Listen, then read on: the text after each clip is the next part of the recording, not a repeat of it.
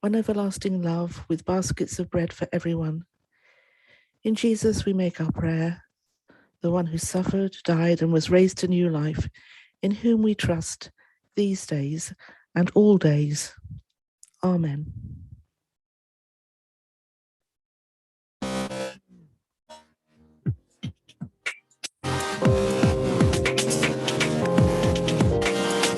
MZ Radio is a spirit-filled online radio station to enrich people with godly truth by means of music and sound word of God. Please stay tuned for your programs ranging from various genres of Christian music and messages. One thing that is guaranteed, your life will not remain the same as you listen to our programs. The Bible says, upon Mount Zion, there shall be deliverance, holiness, and you will possess your possessions. In Jesus' name, amen.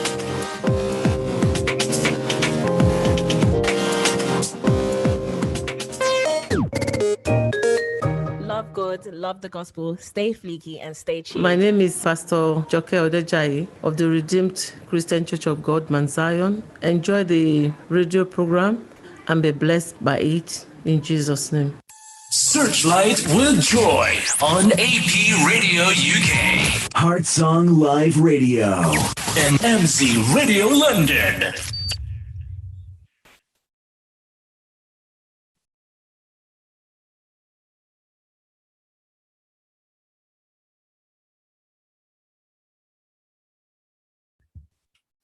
Hello. Good afternoon, good evening, and good morning, wherever you are in the world. Welcome to Searchlight with Joy on MZ Radio London, AP Radio UK, and also at Song Live Scotland. I want to welcome you to another beautiful Monday here with me. Okay, and if you are watching on Facebook or you are listening via the radio app, I want to say thank you for joining us today. How was your weekend? I hope you had a great time. I hope you rested. Okay, so if you're watching for the first time or you're listening for the first time, I want to quickly walk you through what Searchlight is all about. It's a show that captures the essence, the lifestyle, the endeavors of the music ministry and the music ministers.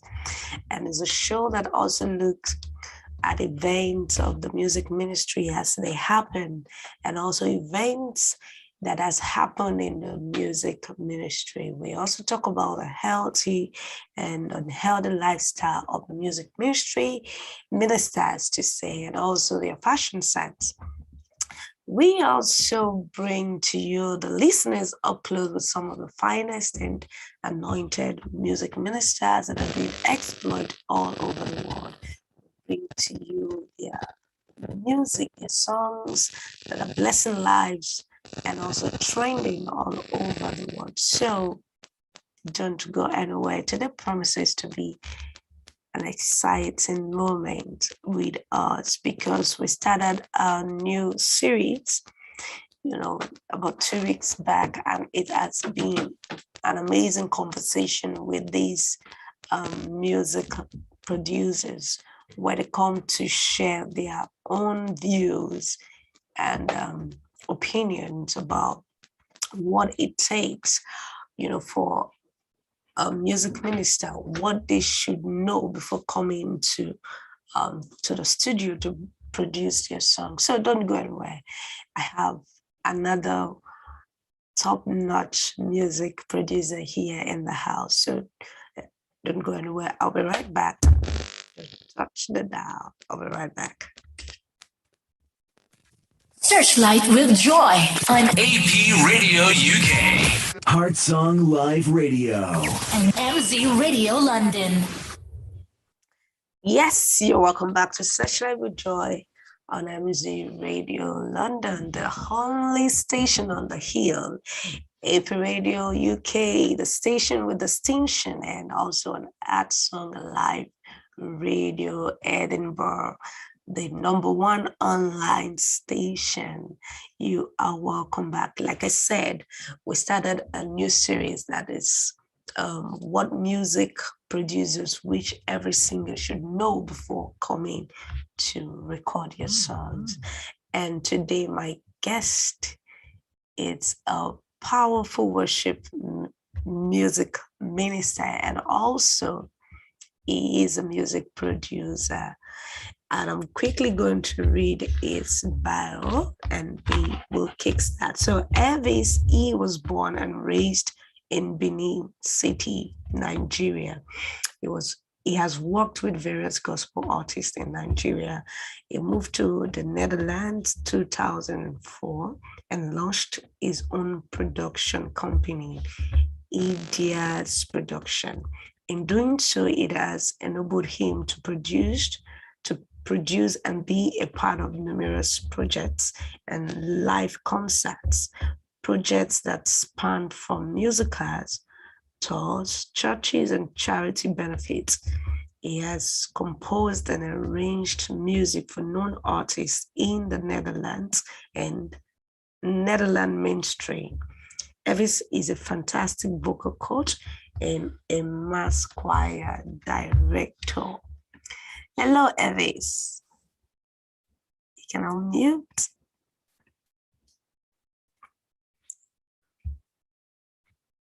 You're muted, so you need to unmute. Hello. Is it better now? Yes, it is. You're welcome, Elvis. Thank you, Joy. Want to quickly say hello to everyone. Hello, everybody. Everybody listening out there. Thank you for taking the time out to listen. Hello, Joy. Good to talk to you today. Good to have you here, Elvis. Thank you for coming on this show. Okay, so I just read your bio and I trust and I believe you're more than that. Okay, so just tell the world who Elvis is. I mean, in details, in more detail, who is Elvis E? I know I just read a bit of your bio, but that's just like a pinch, a tip of the iceberg. So let one get to know who you are, the many part of you. Well, basically, I'm not very good at blowing my own trumpet. Your trumpet. It's okay. I mean, you said it all. Basically, I'm just, I was born and raised in Benin, and I come from a very musical family, and my sisters all sing, and my brothers are all musicians, and my immediate elder brother, because I'm the eighth child of my mom. Wow. So I'm the youngest of my mom. So my immediate elder brother, he introduced me into the music world, taught me how to play the keyboard, the drums, and the rest is. Oh, God has been good. I've been fortunate and very privileged to have walked and sung on very big stages. But also in Nigeria, I served at House on the Rock Church. Oh, Lagos, Nigeria, and with all the greats. I mean, I don't have to mention their names. Shout out to all my friends and colleagues. Yeah. I mean, I served at House on the Rock for a while. Before I went to House on the Rock, I also served at Church of God Mission. If you know the late Archbishop Benson. Yeah. So that's actually where I grew up. That's actually where I would say I was schooled and trained in the world, proper professionally, and then I mean I performed there. I started maybe professionally when I was 16 years old. So it's been so many years ago, and then from there I went to Lagos. At Lagos I did a lot of productions. Also at a Core FM Real Mix studio where I used to. Wow. And I moved here, like you said, 2004, and I've done a lot. I've toured also in America. 2011 with other ministers, and I do Europe a lot, Poland, Germany, Spain. It's a lot. Sometimes I forget. I'm, like I said, I'm very humbled. I'm not I don't think I can even remember everything, but God has been so faithful and given me a lot of opportunities to have worked on so very many important stages and with the greats. Wow. That's Talking to one of the great. Thank you, Joy, for having me. You're doing an excellent work. I mean, I was listening to the intro, like, okay, this is good. This is excellent. Thank you, and thank you to the management of MZ Radio. Yes, so like I chatted with you, the topic of the series, says what music producers, which every singer should know before coming, to record your songs. So let's start with this. The music, the production of music, entails a lot. We have the pre-production, the production, and also the post-production, So I want to ask you, what is the role of a music producer in the production process, in all the production process?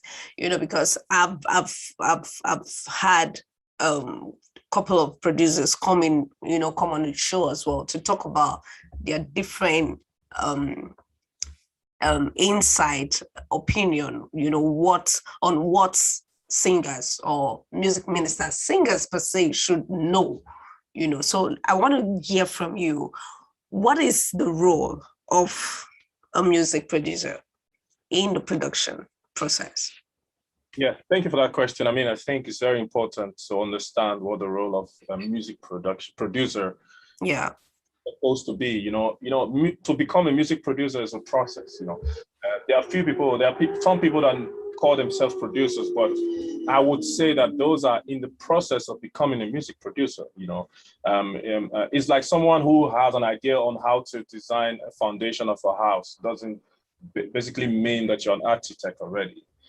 So I believe a music producer is like what I just said, has to be someone who is like the chief of the head architect of the whole production. So that means that person is going to design your production from 0 to 100. If you talk about pre-recording of pre-production, production itself, or the recording itself, and the post, all of that have to be designed. You have to design it. You are a designer. You are a creator. You are an innovator. You invent things that are not there before.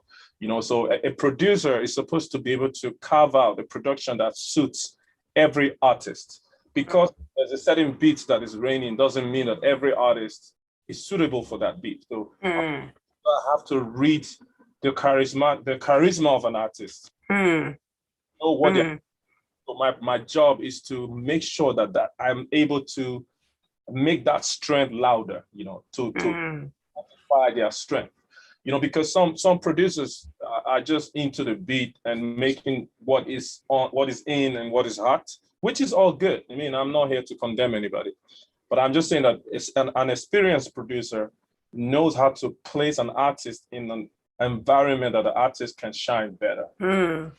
And I'm not talking about placing an artist in a comfortable environment, because as a producer, you're supposed to recognize the something unique about an artist that they don't even know about themselves. You bring that out in them, that they'll be like, oh my goodness, you made me sound like this, but then they also discover their strength, and that's how they can shine better. So a good producer is able to create stars, is able to take any artist and make that person a star. Okay, let me quickly come in. You just said something which I truly love. A producer is supposed to make an artist, become better, stretch them, bring out the best part of them. A part of them, they don't even know that, they can become. And you talk about their strengths, working on their strengths and their weaknesses. So for instance, an artist is not good, with the jazz, genre and all of that. And wants to be, wants to become a jazz singer, but you know that she's or he or she is not good in that aspect, because you have said that a producer is supposed to make, an artist become better, or to bring that part of them that don't even know that they can. So in that aspect, what are you supposed to do? How can you help such person, knowing that this person is not good in this genre, but this person wants to attain such height? So how do you bring that? How do you help such artists? There are different categories of people. There are people who have someone who is a producer that they really respect and trust totally. So that means that they know that you have their best interest at heart. So they believe whenever you give them the advice, that is the right advice.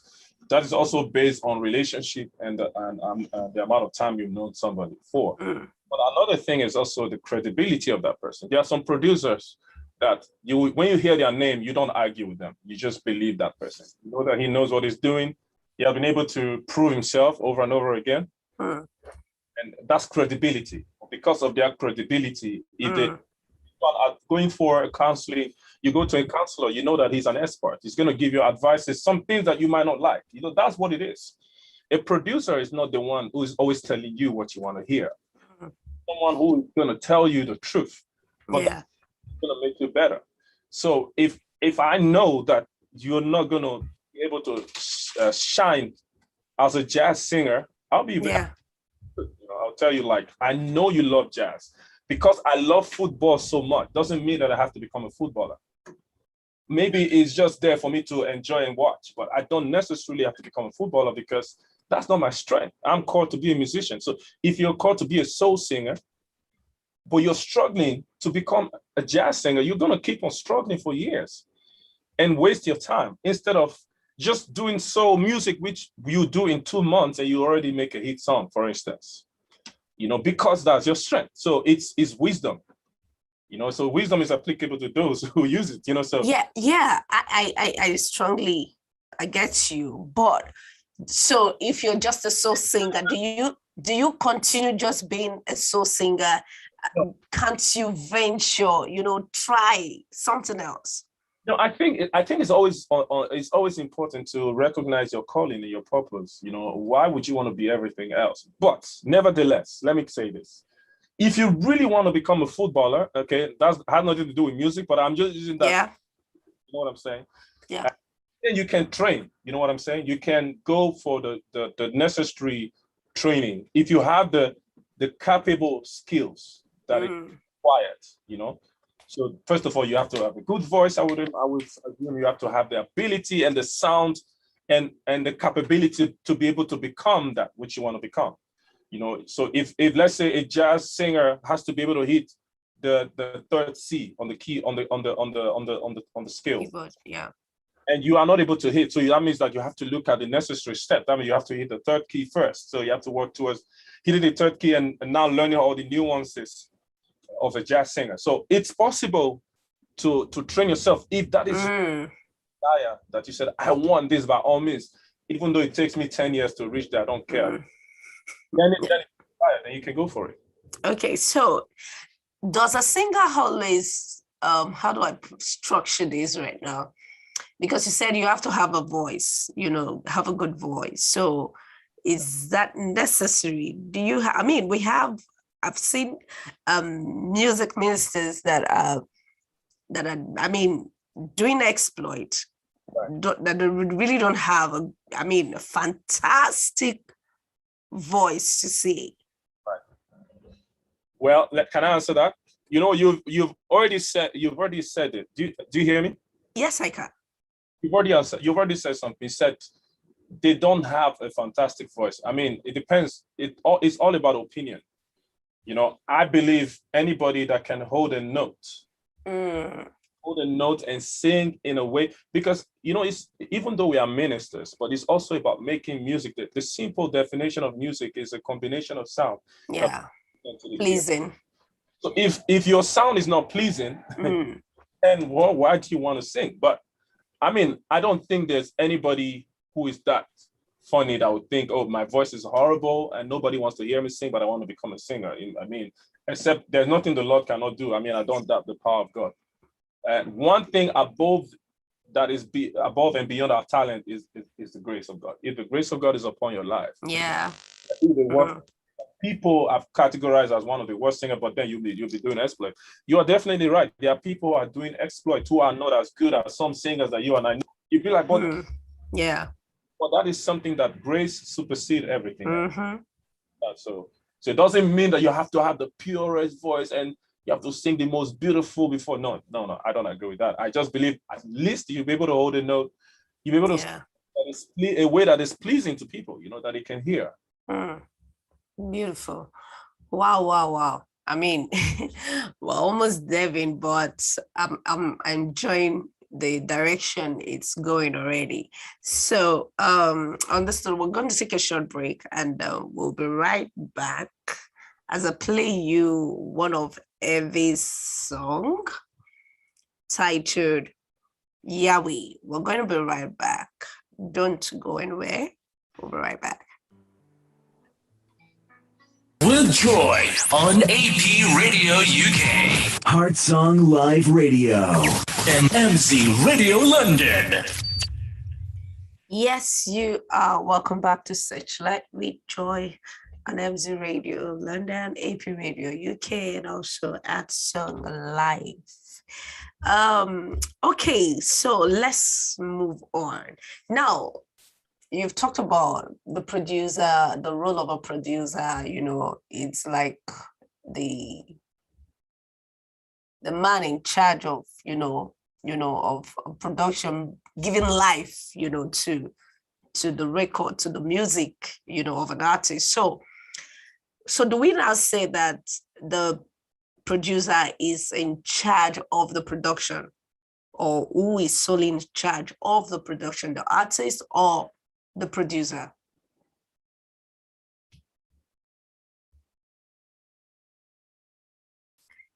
You're muted. Yeah, I am again. I think he went muted by itself. Do you hear me now? Okay. Yes, I can. Yeah. So well, basically, you have to see the artist as the visionary of the whole project. So that's the person who comes with a vision and go to a producer and actually trust the producer to be able to handle the project. So being in charge, I don't know if you mean like someone who has the final say or the one who's responsible for the whole production. Yes, for the production, responsible for the whole production. I would say that's the producer, definitely. That's his job. I mean, or her job. If you are being employed to produce a project, you are responsible for that project. You are the one who, if anything goes wrong, you are the one who should be held responsible.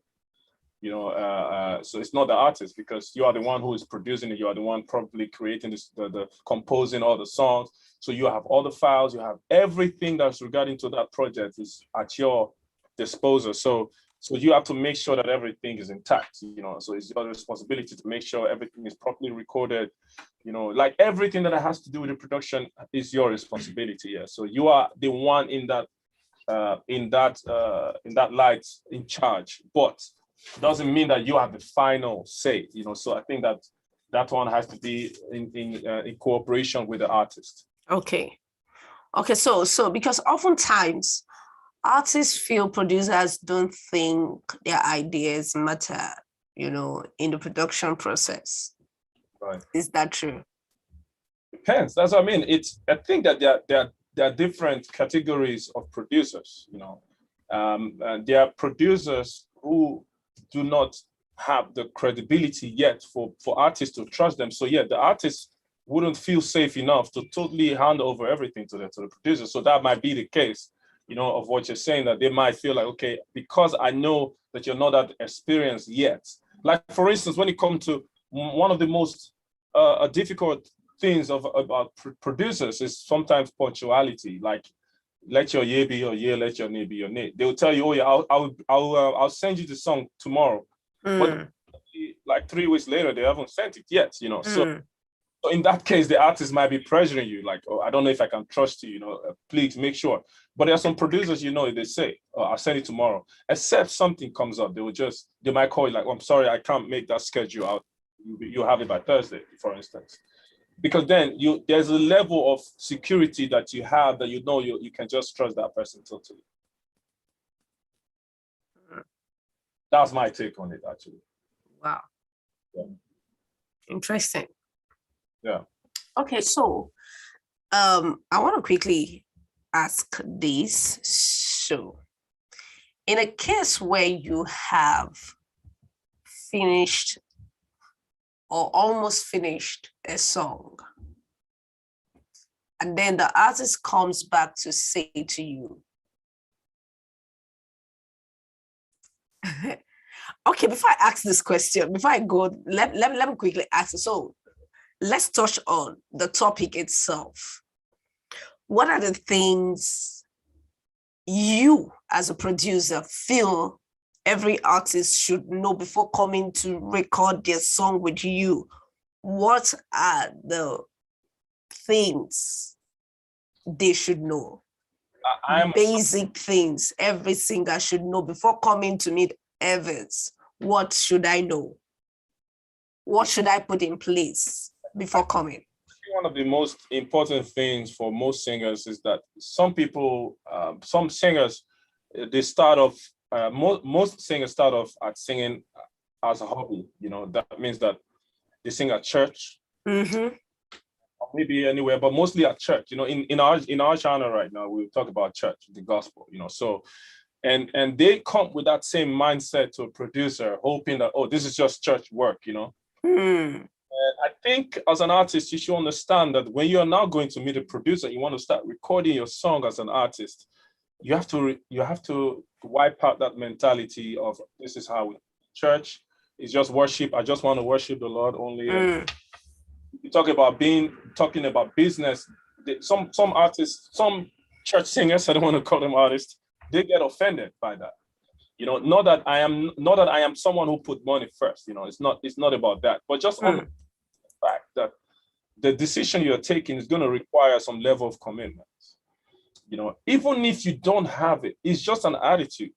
If someone tells you this is what it takes, don't say, yeah, but why are you being so difficult? This is the work of God. But even the work of God can be done professionally. So yeah. So I think that as an artist or someone who's aspiring to become an artist, this is like the number one thing you have to keep in mind. Make sure that you are going to a producer and talk with them professionally. Let them understand that you're serious. That this is going to take some level of commitment. And listen now, I'm not trying to say you need to have all the money in the world, but just understand it's going to cost you something. Just know that idea, have that idea already, because I've had these discussions with some people and then you see that they don't understand. So I don't mind trying to school you. I mean, I help people a lot, I it's in my nature to help people, but I also understand that some people don't know that this is something that is a priority and a mentality that you have to have. The Bible talks about being transformed. It said you are transformed by renewing your mind. Sometimes I just want to tell all these artists, like, renew your mind before you even go to a producer. Just think different. Just understand that this is a career, a phase that I'm able to go into, and it requires a high level of commitment. It's very important. People who are successful there's what they call work ethic. Work ethic is like, oh my goodness, 200%. If they have to go for night sessions, they're there, They don't have this sort of nonchalant, like, yeah, but we're just doing it for God. Why does it have to be? Then I'm for you, you know what I'm saying? So if you come to me as a producer, and I expect you to have that knowledge that, okay, this is serious, this is not something that I'm just doing for a hobby. This is like something that could become my source of income, for instance. So that means that I have to do it with all diligence, with all commitment and heart. That means I have to go 200%, You cannot be nonchalant and be like, oh, but it's too much, I'm tired. No. Just make sure you're prepared mentally before you go into this race, and that's very important. Okay, so I because I still need you to be more, throw more clarity. So when you talk about being prepared, being serious, committed, and all of that, in what aspect is it being punctual, your time? Does it have to do with timing? Does it have to do with money, the money aspect? So where I need it to be more, clear. I mean, thank you for that. I mean, clearly, first of all, you have to understand that first thing first, if you're going to meet a producer and you don't have a relationship with that producer, make sure that you have your game ready. You know what you want. You have, at least you have your song ready, and also that it's going to cost you money. You might not necessarily know the exact amount, but just have that idea so that by the time that person raises that issue, that you're not going to be like, oh my God, I didn't know, and know the kind of person you're asking for. So if it's a producer who is highly sought after, they're not going to be charging you £200. You know what I'm saying? So I have that knowledge that, okay, if I want that person, it might be a little bit more expensive than the other one. So just know that it's quality. Sometimes you pay more for quality, for better quality. Just have that knowledge, just have the knowledge so that you don't get disappointed because you thought, oh, I want that person because it's good. That person is good and it's also highly sought after, so that person you might have to pay a little bit more. It's just how it works. There is also a business aspect about gospel music. It's not only led by the Spirit, which is a very important factor of it. I'm not trying to downgrade that aspect of it. I'm just saying that some people are not just successful only by the Spirit. They are also successful because they understand principles. They apply the necessary principle and they are the necessary result. So and that, for instance, you just mentioned it, being punctual, being serious. So if I make an appointment with you, time, don't come 2 hours later and say, yeah, but you just need to understand. No, but understand that this is serious business. So I think that some people take this too lightly sometimes. And you can see that, and it's very discouraging. If you're a producer who's very serious, you might not have the drive to continue working with that person because you can see that this one is going to waste my time. But nevertheless, let me come back to the part of the spiritual aspect. As a producer, there might be people who are skillful, who are highly talented, and they are not matured enough yet. So they don't know how it works. So you might also be more patient as a producer. If you encounter someone who you see is that maybe an artist who is new to the game and they don't really know a lot of things yet, don't get them off right away. That person in that dirt might be a gold mine. You know what I'm saying? So be patient enough. Everything you do, be patient enough. But for my advice to an artist, if you're opportune and you're listening to me, is get everything at least to an extent correct before you seek for a producer. Get songs ready. Make sure you have an idea of the fact that it's going to cost you money. You might not have the money yet, but you might just know that it will cost you. Make sure you have your songs ready. Make sure you are already aware of the fact that by the time you are being put into a process, you have to be 100% confident. Don't do it halfway. You can't do 50%. Go for it. Go for your dreams. Pursue it with all your heart. Awesome. So now that this brings me back to the question I was asking before. So in a case where you have finished or almost like 85% done with a production with the song, and then the artist comes back to you to say they didn't like some of the elements in the music or want you to add some other elements or additional bars to the song, is it okay or is it right for them to do that? Well, everything is based on agreement. I like working on agreement. This part of Europe, I'm sure in England as well, it's good to agree before you start working with someone. Two can't work together except they agree. I think it's good to talk about this. It saves you a lot of energy to talk about the possibility of the fact that I might not I work with Americans a lot. There's what they call revisit. If you go and revisit a song that's already done, they might give you that as part of the bargain. But if you come for a third revisit, fourth or fifth, then they're going to charge you extra money. So how many revisits is entitled or eligible for, you are entitled to have as an artist? Yeah. How many revisits? Well, basically, I think it depends on the producer. If you ask me, I have this level of patience that people I've worked for, and they say, "Oh, but I want to and I've mixed the song." Actually, you might be listening now. I know you know me. I won't mention your name. Yourself, right? You just sent me a message yesterday. No, someone did said I want to redo my lead vocal, and I've mixed it. Wow. So, I have this mindset that your clients are always right. It is my responsibility to satisfy my clients. So what I would do, if I would discuss with you, it's possible to retake your lead vocal if you want. That's not the issue. But if it's going to cost me extra time that I did not actually plan for, I might charge you a little bit extra. Okay. But doesn't mean I'm going to do it. Okay. But because I don't want to sound money conscious, but I just want to understand that you also have to respect my time, much as I respect yours. But I mean, singing a lead vocal sometimes doesn't take a lot. So maybe the person will just do it in one take. It doesn't cost me a lot of time. So, but I'm just saying that it depends on the producer. I'm open. I'm flexible for at the end of every project. I want you to be able to say, "Oh my goodness, I'm so satisfied. This is what I wanted," or even better than what I wanted. So that is what gives me pleasure when I see that I've been able to please the artist and make them happy. Okay, so one of the reason for this series, this topic, is that a lot of artists are not musically inclined.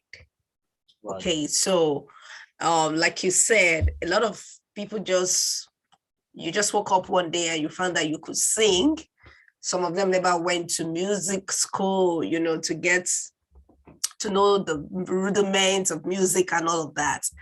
So is it always ideal for an artist to have a reference? Because if there's no reference, maybe that's why they keep coming back, for review or revisit or whatever, of a song, because they felt it's not sounding the way I wanted yet. It's not sounding like what I expected, what I had in my head or in my heart.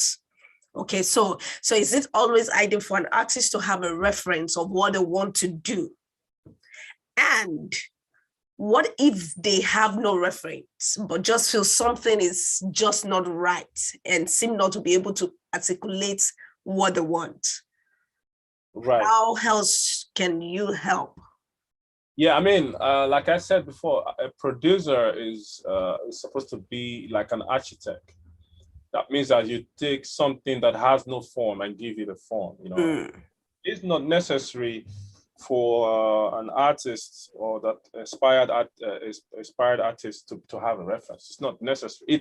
It's of an advantage, of course. Then it saves you the stress of explaining things. Mm-hmm. But it's not a necessity, because if you are a producer that always require a reference, then you're limiting yourself. I think that there's so much in you as a producer that should even come out without any reference. So it is good to have a reference, but it's not necessary. What I do personally as a producer, if I may share that. Yes, please. I talk with you first as an artist. I don't just say, "Oh, you have a song, come sit." Okay, I sit behind the keyboard. No, it's gonna be like an interview session. What I'm doing, I'm gonna throw in questions. I'm gonna ask you why you wrote that song. I'm gonna ask you what your inspiration is. What were you thinking about? Where were you? What is your intention? These are things that I will now use in creating the sound. And in most cases, to God be the glory. And most of the artists that work with me, they leave, they come back. They keep coming back. Some of them for 12 years now, so they keep coming back, because it is important for me to understand where you want to get to. Sometimes a reference might not even express that totally. By speaking to someone, you can feel their heartbeat. You can feel what they really desire, what they really want. And sometimes they might not have the right terminology. Like some of them are not that musically inclined. They might not be able to want a minor chord there, but they might be able to explain you that it's something that is very spiritual and deep. And if it tells me that, then I know that I have to give that person a minor chord. Minor brings some level of atmosphere that a high spirituality, Something like sing hallelujah to the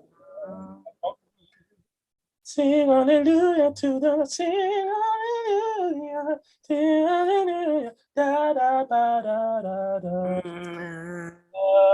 This kind of like the Hebrew way of singing.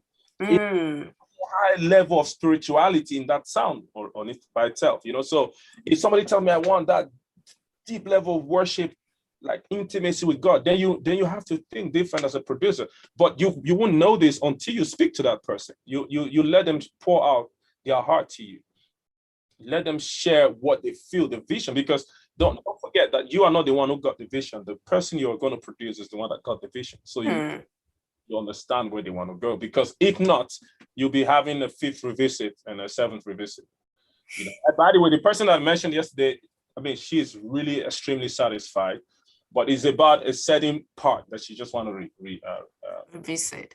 Yeah. So that's okay. It happens. It doesn't mean revisit is not a bad thing. But if somebody's going to be revisiting something 5-6 times, then there's a question mark about it. Some communication wasn't right somewhere. This is I just love this conversation. It's I like what you said. I strongly believe that every producer should have a level of patience with their artists, because like I said, a lot of artists are not musically inclined to know that sometimes they have to come with a reference or not, or to try and articulate what's playing in their head or in their hearts, and I strongly believe what you said. It's very key, patience, So let's move on. Thank you for that. So have you ever backed out of any production because of, say, the artist's inability to perform very well or articulate what they want, or but still as a result of attitude issue before? I have to think back, because I think I've produced a countless amount of projects. So I've never really backed out of a production, but I've backed out of an event, but that's something separate from this topic.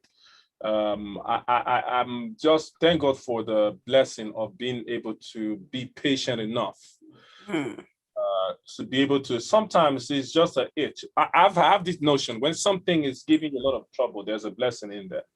If you just be patient, because sometimes this issue is to test you.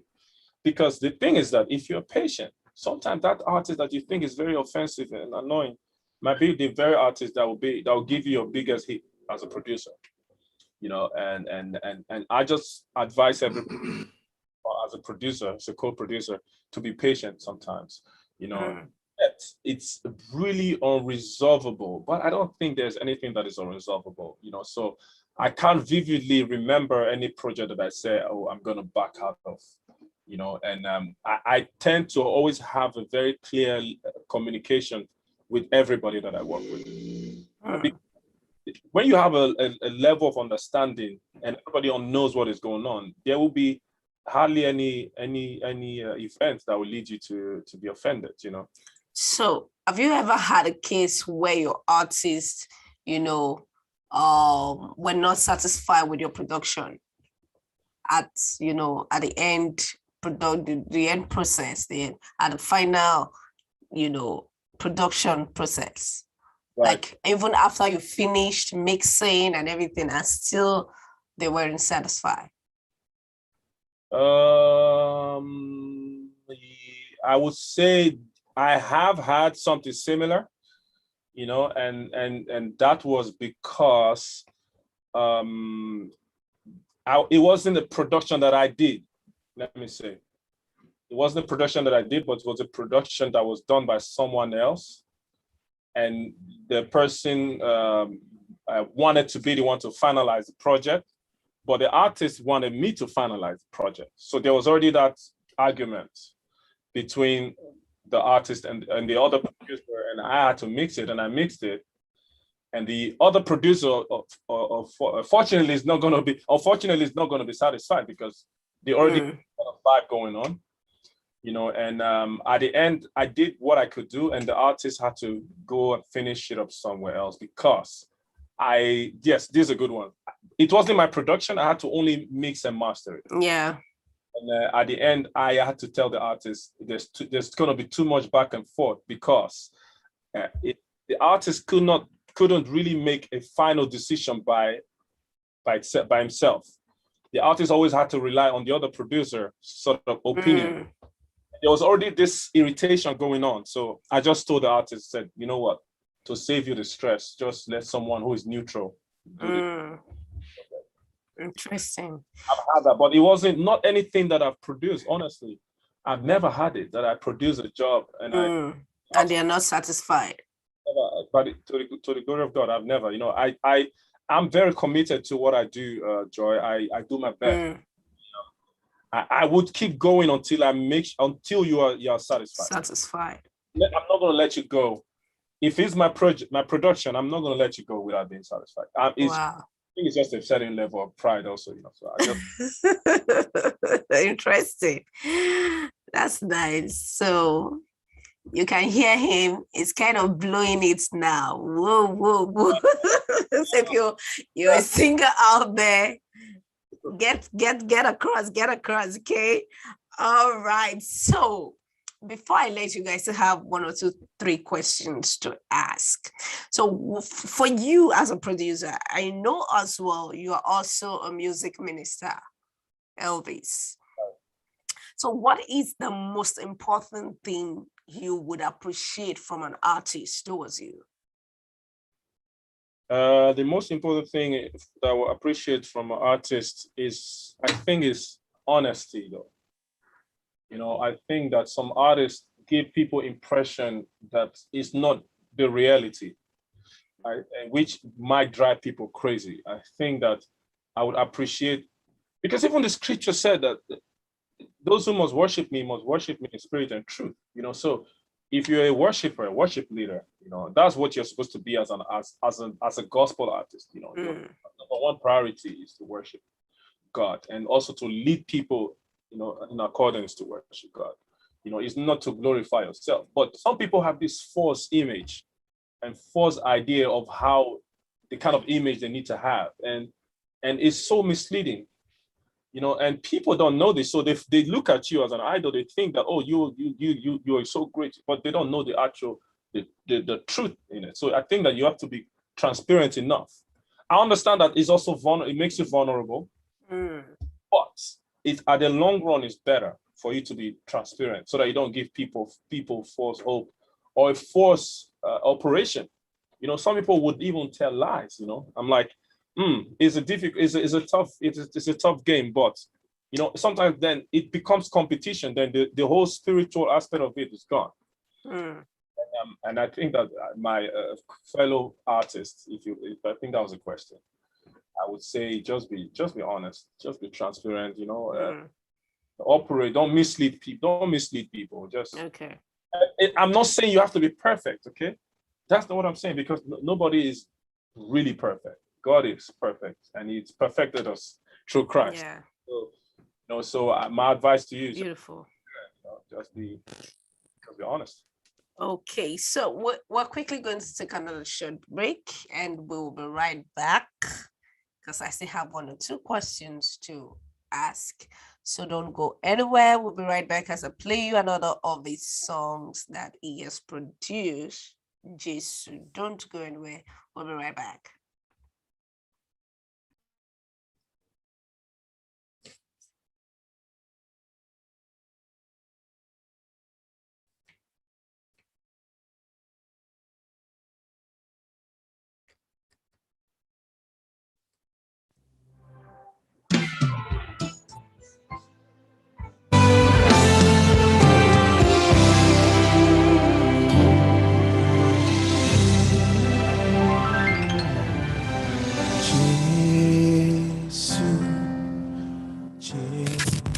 Light with Joy on AP Radio UK Heart Song Live Radio. and MZ Radio London.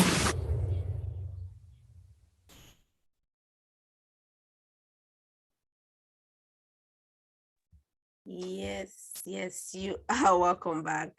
Yes, so you need to go and get all the songs. We're not going to play everything for you, okay? So you can go and get them. Okay, so we're running out of time quickly. Okay, so before I let you go, I want to quickly ask this question, and that is, most artists feels producers are very expensive, very, very expensive, and it's very difficult, for them to produce their songs. So for you, I know you said it's not about the money for you, but what is it really for you if it's not about the money? No, it's first of all, I'm not a producer that would put money up front. It's not in my nature, and I'm not condemning those that do so, but it's just not how I operate. For me, it's first of all about the grace upon your life and the talent and your level of commitment. Those are the first three things. If I can see there's a certain oil that flows over you, and there's a level of grace and anointing, yeah, I would commit myself to the project, but also understand that it's also going to require money. So I don't know what people say is expensive, but like I said before, not just taking out the spiritual aspect, just talking strictly. Sometimes if you want a certain producer, just know that it costs more money. There are other producers who can do similar jobs and they are cheaper, so you go for those. But if you want a certain name or a certain person that can deliver a highest quality, then you also have to be willing to pay for it. Interesting. Thank you so much, Elvis. So before I let you go, I know there are people, there are singers and all those that will watch this section later, and those that are watching right now as well. If they want to produce, with you, people want to work with you, how can people get across to you? How can people reach you all over the world? So do they have to be in Netherlands before they can produce with you? So how is that possible for them to reach you and Yes. get across to you? Thank you for the opportunity. Definitely, I mean, I'm very reachable. Thank God for internet and social media. So you can send me a message on Facebook. Elvis Ediagbonia is my last name, or Elvis is my artist name. You see my photo, just send a message, or my Instagram, which is Elvis_E___. You can leave a message in my inbox, or you go to my website, which is www.elvis-e.com, and just leave a message there. They all get to me, and I will respond to you. I mean, I produce for people all over the world, people in America, people in Poland, people in Denmark, so everywhere in the whole world. Even people in Nigeria. I do a lot of mixes for big ministers and ministries, here in the Netherlands. So location is not really a problem when it comes. So they have to send their voice, So if you contact me, I'll give you all the necessary steps and the direction you have to take. Yeah, definitely. Wow, Elvis, thank you so much for coming on this show today. In fact, I've enjoyed this conversation because it's insightful, and I'm very, very pleased and blessed to have you. So I want to say thank you for coming on this show once again, and I trust that those watching on Facebook and also listening via the radio app were also blessed and taken one or two out of this conversation so far. So listeners and viewers out there, you've heard him. If you're a singer intending to record your songs, you've heard him on how to get across to him. Okay, so I want to also say thank you to the management of MZ Radio London, AP Radio UK, and also at Song Live Scotland. I want to say thank you for what you do. Thank you for your platform. And God bless you richly. And to Elvis, once again, thank you for coming on this show. And I hope to have you back again, not as a producer, but as a music minister. I love you. Anytime you reach out to me, I'll... Thank you, brother. Thank you. Thank you. You are such an amazing producer and a music minister, because I've heard some of your songs, man. God bless you. That voice is something else. All right. So till I come your way again next week with another powerful music producer, I want to say thank you. God bless you. And before I go, I want to leave you with another of Elvis songs that he has produced. And listen and be blessed. And also have a beautiful and productive week. God bless you. Bye-bye. Till I come your way again next week. Remain blessed.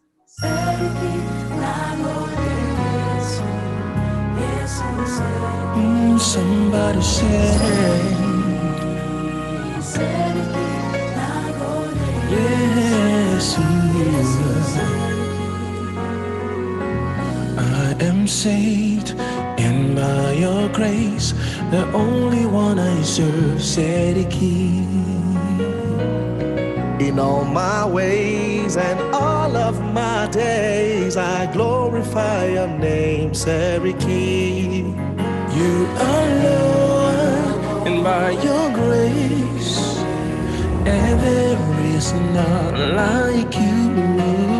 You provide, and I'll never lack. There's no one like you, Sariki.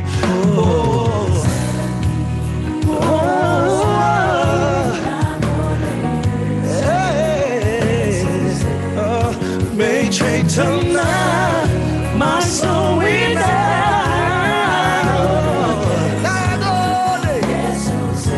Come on, somebody say Elohim. Tonight. There's no one like you, Sariki. Oh, you and me, just like you. You walk in your glory, Sariki.